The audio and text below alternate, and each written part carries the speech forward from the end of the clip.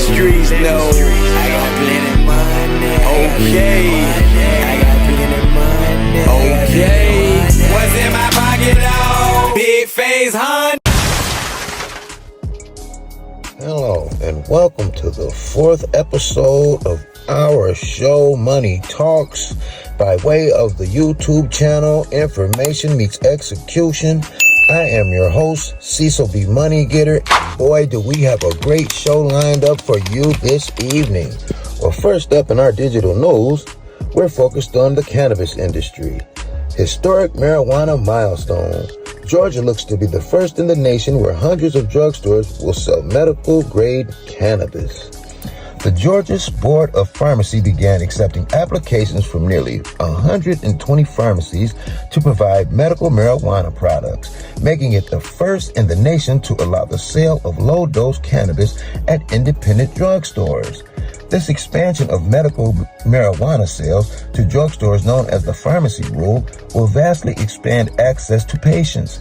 There are only 7 dispensaries in the state of Georgia to serve people suffering from such illnesses as Parkinson's disease, seizures, terminal cancer, and PTSD.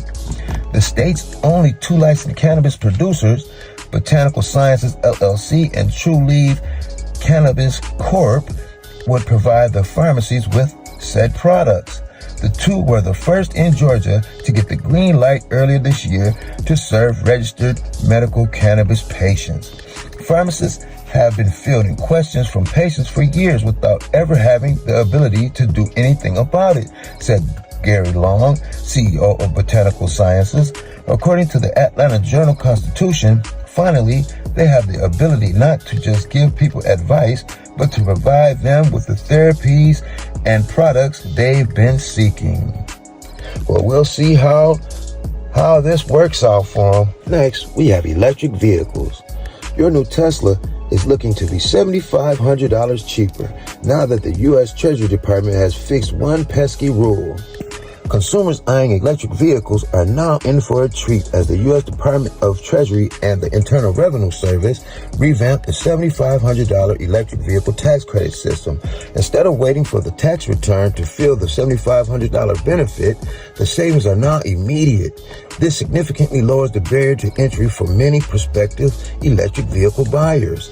Previously, consumers had to purchase their EVs and then wait until tax season to claim the $7,500 credit. Now, the revised approach means that from January 1st, 2024, buyers can shift their new clean vehicle credit directly to the dealer.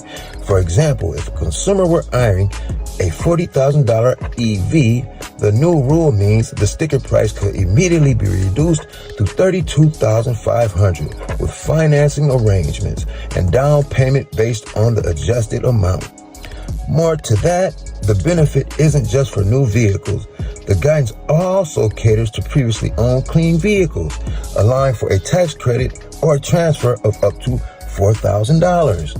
Looking at the rule a bit deeper, the mechanics of the credit transfer involve several steps. Dealers to facilitate the transaction must register via a new IRS portal called Energy Credits Online. Upon successful registration, dealers can then submit sales information. If the sale qualifies, the IRS is set to process and issue a corresponding payment within 72 hours. I hate to see how many more Teslas we're going to see on the street. In our fintech news, we have JP Morgan Chase's Gil Hawes discussing the best of both worlds, a strategy for the future of banking. In larger companies, you gain a deep understanding of the industry and why aligning with business goals and outcomes is essential. It's not solely about the technology, it's about integrating complex systems that may be beyond the reach of smaller organizations due to their scale and history. In contrast, you learn to be resourceful and budget conscious at startups. At JP Morgan Chase, I believe you can have the best of both worlds.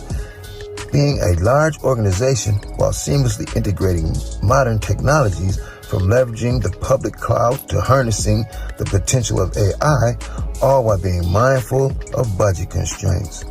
We impact the lives of millions of Americans who may own a home, are buying their first car, using a credit card, depositing money, and traveling the world. It's rewarding to bring solutions to the market that our customers use. Using those exact solutions my team is building is even more rewarding. That joy and energy led me to pursue technology in the first place.